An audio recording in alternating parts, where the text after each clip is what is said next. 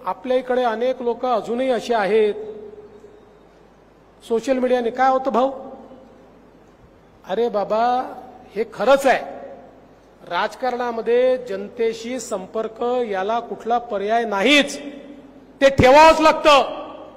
पण ही अफवांची स्पीड इतकी जास्त आहे की अफवांच्या स्पीडला मॅन टू मॅन कॉन्टॅक्टने थांबवता येत नाही. अफवांच्या स्पीडला तुम्हाला तंत्रज्ञानानेच थांबवता येतं आणि ते तंत्रज्ञान म्हणजे सोशल मीडिया आहे. आणि म्हणून आपल्यापैकी प्रत्येकाला हे समजून घ्यावं लागेल.